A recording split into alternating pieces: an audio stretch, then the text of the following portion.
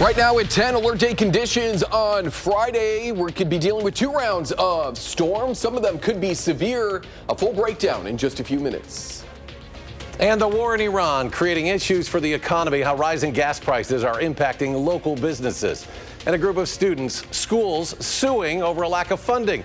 Well, Governor Evers says they won't see an increase in funding this year. And it's all coming up on News 3 Now at 10. Good evening. Thanks for joining us. I'm Eric Franke. Sarah is off tonight. We begin with a look at our forecast. Quiet today, but our First Warn weather team has been getting us ready for the possibility of severe weather on Friday. Blaze, what can you tell us? That's right. We have an isolated to scattered chance for severe storms. Isolated here in the green, scattered in the yellow. So those of us in the yellow, that will include most of Dane County, all of Iowa, Lafayette, Grant, Green, Rock, and most of Walworth and half of Jefferson counties. We're looking at possibly 2 rounds of storms Friday into Saturday in the morning and then overnight into early Saturday. All severe weather hazards will be possible. That does include an isolated weak tornado threat. In the full forecast, I'm going to go more into depth about that because I want to dedicate a lot of time since this is potentially our first real severe weather chance, and it's pretty early in the season. So let's focus on tonight real quick. Mostly cloudy. A little bit of fog overnight, sticking around into the morning hours on Monday. On Thursday, we also can't rule out an isolated shower or 2 as well. Savannah, make sure that you tune in with her starting at 4:30 for the latest. As you can see, at about 6 o'clock in the morning, most of us are dealing with, in some capacity, a little bit of fog. So starting at 4:30, she will have the latest on visibility across southern Wisconsin and if there's any of those dense fog advisories issued as well. A full breakdown of Friday's severe weather chance in just a few minutes. The Pentagon has now identified the 2 remaining U.S. service members who were killed in a drone attack in Kuwait on Sunday.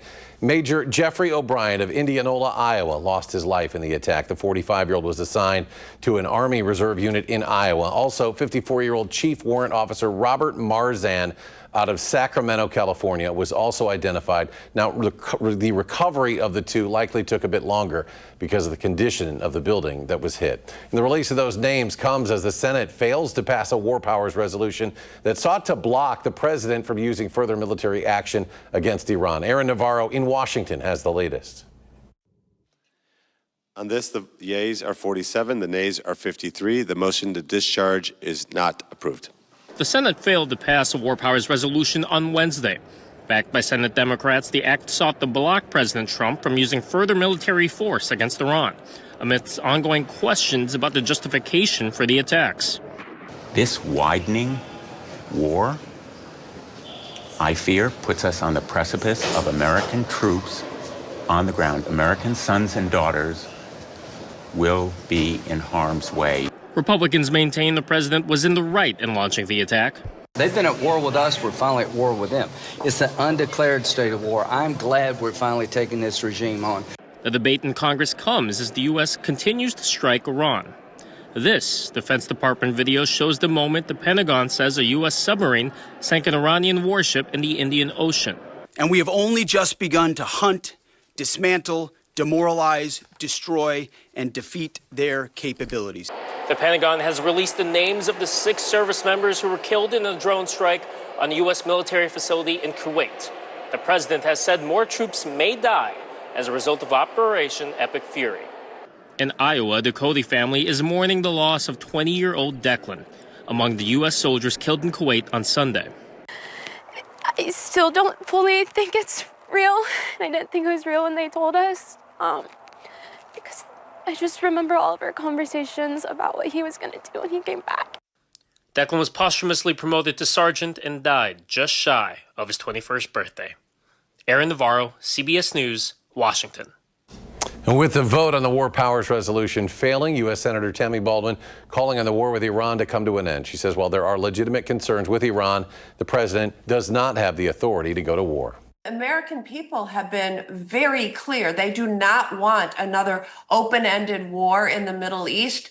They have seen the impacts of decisions like that in our not too distant past of years-long, forever wars.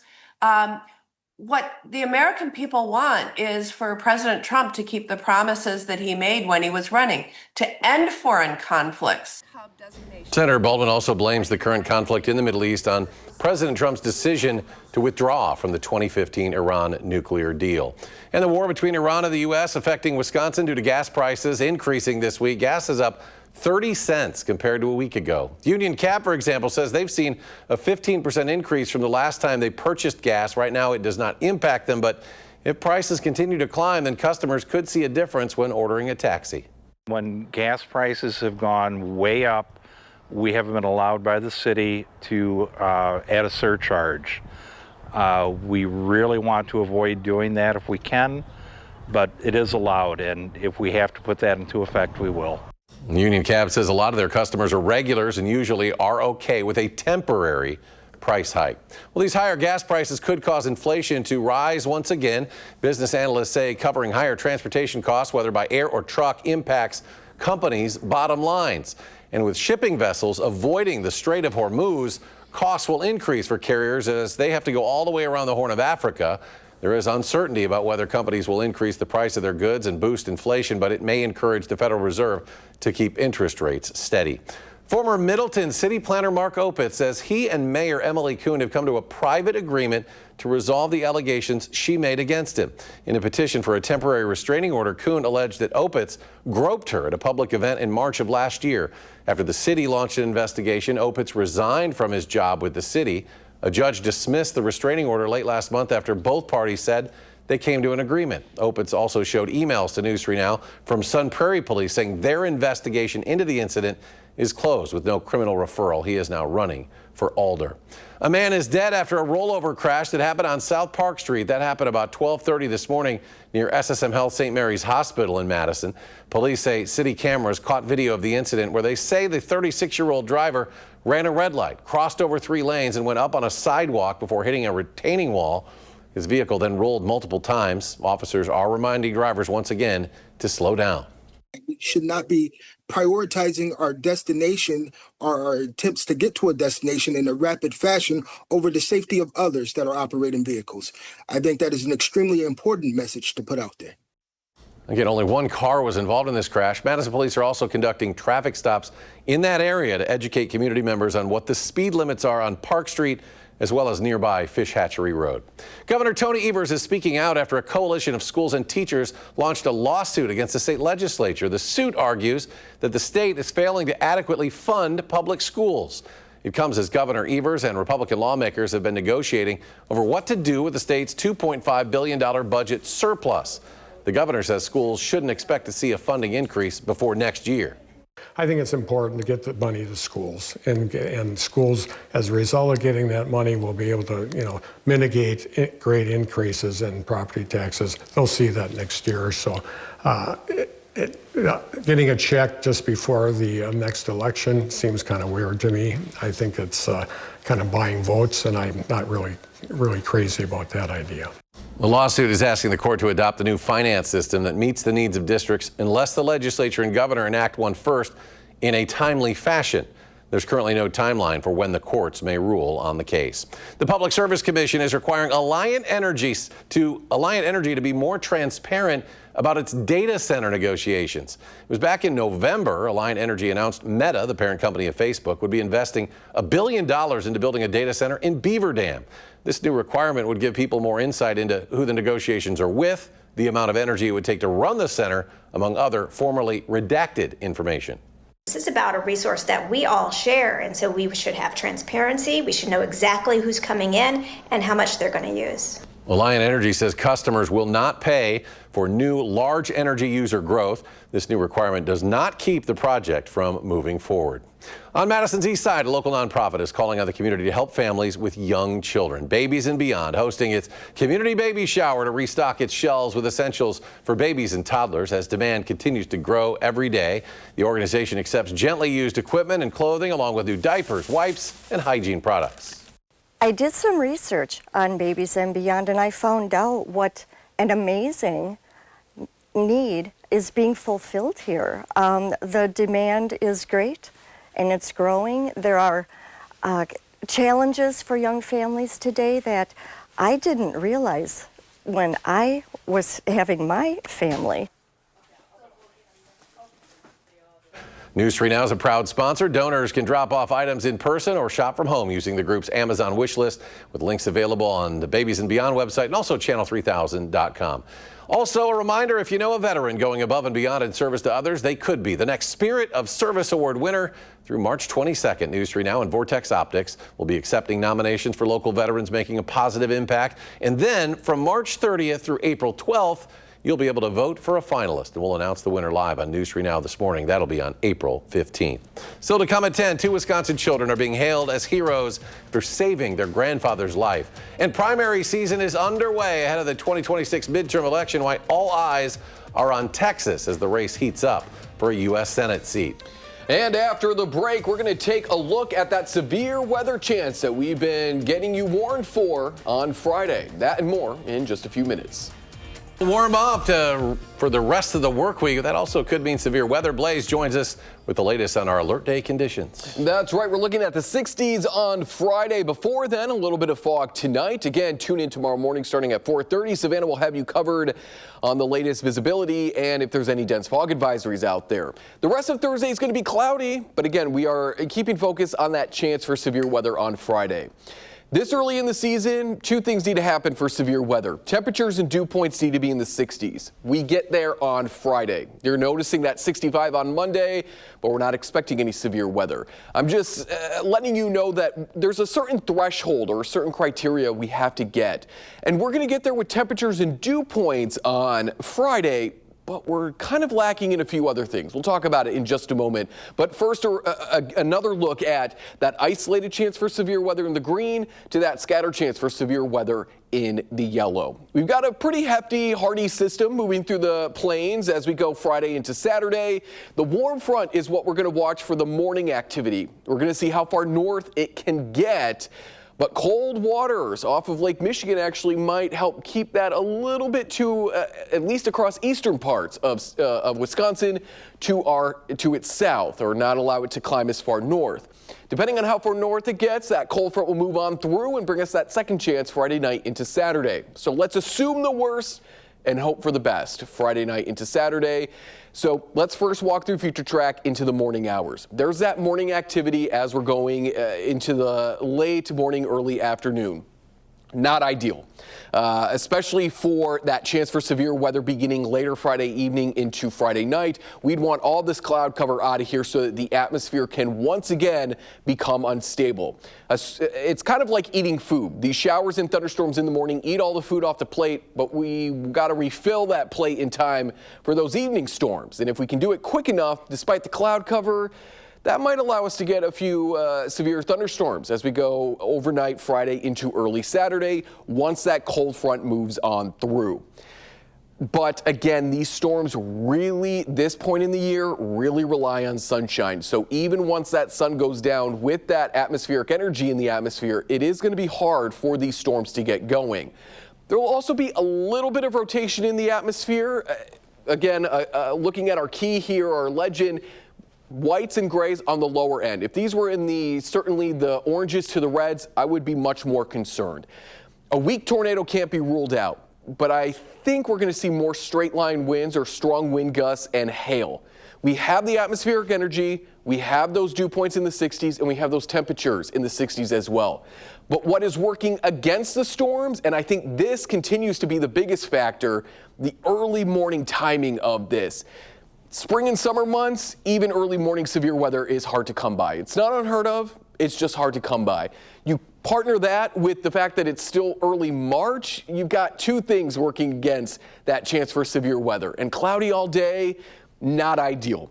Is that to say we won't get severe weather? Absolutely not. We could still get it. But we have some things working against our severe weather chance and some things working for it. If you remember back to math class doing those long division problems, you think you're doing it all right. At the end, you get the wrong answer. That could very well happen here. We have all the maybe mathematical equations out in front of us. We have all the numbers. We just missed one, and we have to do it all over again. or we get lucky and somehow we get the right answer, because that happened to me a couple of times. We will, of course, whether it's a wrong answer or the right answer, we will keep you updated throughout Thursday and, of course, throughout Friday and Friday evening. The good news is, Eric and folks at home, we are quiet this weekend. It would be good to get some rain. Oh, We yes. don't need all the thunder and lightning. It's a good thunderstorm's not a bad thing. We miss it usually this time of the year, but we don't want the damage and all the wind and hail and all that stuff. But we do need the rain. Yeah, whenever there's severe storms, my heart aches because I know something might happen. But yes, we love a good thunderstorm. All right, Blaze, thank you. Now we'll look at what's happening on the national stage. A contentious hearing on Capitol Hill. This is over Minnesota's alleged welfare fraud scandal. The lawmakers on the House Oversight Committee grilled Minnesota Governor Tim Walz and State Attorney General Keith Ellison about their response. Ahead of the hearing, Republicans released a report claiming both leaders knew about credible fraud concerns years ago and failed to act, costing taxpayers billions. Walz and Ellison have denied any wrongdoing. Voters took to the polls in several states last night, primary races, and in Texas, a political showdown pitted candidates on the right and the left in the battle for a U.S. Senate seat. On the Republican side, incumbent Senator John Cornyn will now do a runoff with State Attorney General Ken Paxton. That'll happen in May. Neither candidate cleared the 50% hurdle to win the vote outright, but the long-term powerful Senator Cornyn is being challenged by a more conservative candidate. John Cornyn said he was concerned about a bunch of radicals who were going to show up to vote today. It looks like you all showed up. I refuse to allow a flawed, self-centered, and shameless candidate like Ken Paxton risk everything we've worked so hard to build over these many years. On the Democratic side, state lawmaker James Tallarico won his primary battle against Congresswoman Jasmine Crockett. Also in Texas, Republican Congressman Dan Crenshaw, who broke with President Trump on some issues, was defeated in his primary by a far-right challenger. Back here in Wisconsin, a Delafield grandfather is calling his young grandchildren heroes. It was back on January 29th. Jeff Beyer was watching the siblings, started to feel a bit dizzy as he was reading them a bedtime story. He was actually having a heart attack. The kids, though, jumped into action, calling their mom first and then 911 with the correct information. And this week, first responders honored the young duo for their bravery. These kids were incredible in how responsible they were to even make the call. It was a hard thing to go through. I never had nothing like that before. Everything went blank. They're wonderful kids. Yes. They saved my life. The children's mother says their school has been teaching students their parents' phone number and address as part of the American Heart Association Challenge. Well, now to the latest on some of our local sports. UW-Madison, the proud winner of the 2025 Abbott and Big Ten We Give Blood Drive. Today, Abbott presented a check for $1 million during the Badger men's basketball game against Maryland. Throughout last year's competition, students, fans, and alums leapt into action with more than 15,000 blood donations, helping to save more than 46,000 lives. Like 250,000 lives were saved and impacted by donations through this competition. And so what a beautiful thing to use the Big Ten and Abbott's incredible investments in supporting healthcare to make this kind of difference in the world. That feels to me like a version of the Wisconsin idea in action.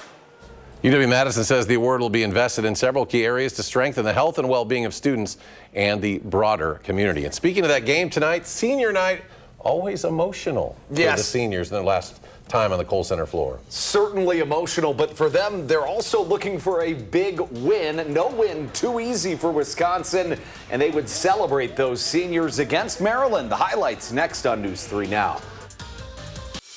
And now, News 3 Now Sports, brought to you by TDS. Where does the time go? It is March, which means Wisconsin men's hoops took the court for their final home game this season, looking to avoid another costly loss and honoring a quartet of seniors: Isaac Gard, Andrew Rohde, Braden Carrington, and Nick Boyd, who, like so many times before, finishes at the rack. Boyd's impact goes further than his one season. Just a special year for the senior. And this one was tight early, but that would not last. Bucky down 2, and JB hits the 3. The junior stealing the show on senior night, but the real main character was Braden Carrington, who's turned into such a key piece this season. Kept it going, turning defense into offense. He scored a game-high 18, and Wisconsin sends out their seniors with a resounding 78-45 victory. Well, for Wisconsin women's basketball, it is do or die. They had a really good start to their season, winning multiple games against ranked teams for the first time in a long time, and now they're in the Big Ten tournament. They made things tight in the third quarter. How about Lacey Steele in the corner, sticking the triple, making it a 1-point game, 43-42, and then just a few minutes later, Gift Uchenna, she gets the triple to go. The Badger Magic, it would continue, but eventually run out. Illinois was just too much for the Badgers to handle, and Bucky's season comes to a screeching halt, falling at the hands of the Illini by a dozen points in Indianapolis. To the ice, where this pair of gold medalists added to their hardware collection for the second year in a row. Mark Johnson was named the WCHA Coach of the Year. His Badgers were the #1 team in the country from wire to wire. And Caroline Harvey was named the conference's Player of the Year. KK was also the WCHA Defender of the Year for the third straight season. Tomorrow, their Badgers play in the WCHA Final Face-Off at 4 p.m., a game you can watch free and over the air on our sister station, Television Wisconsin. Well, this Friday, a select group of Badgers will have the chance to showcase their skills to all 32 NFL teams right here in Madison. Now, one of those players will be a local product, Jackson Aker, a former Verona Wildcat. Well, that homegrown Badger now has a chance to compete for an NFL roster spot as a do-it-all, fullback, tight end, you name it kind of guy. I remember back in high school, this is where I came and trained, so it's awesome being back here. And honestly, back in when I was younger, I never even thought I was going to be playing at the college level, but here I am getting ready for a pro day, and hopefully it goes well and see where that takes me. I'd like to show how well-rounded I am. I think that's a big part of who I am in my game, and then also just how I present myself to all these other scouts and people that come and watch. A very cool story for a Verona guy, and we'll be right back with a final check of your First Warn forecast. As a final check. Yes, 40s and foggy to start tomorrow. Will eventually become cloudy with a few showers here and there, but all eyes on that alert day on Friday. 2 rounds of severe weather possible in the morning, and then Friday night into early Saturday. Stick with News 3 Now. We will keep you updated throughout all of Friday because we could be dealing with strong winds, hail, and the possibility of an isolated weak tornado or two. And Colbert is next. If you need to keep an eye on it's fog in the morning, right? Potential. Savannah will have the latest on that in the morning show. You can always find us streaming as well, 24/7 on Channel 3000+.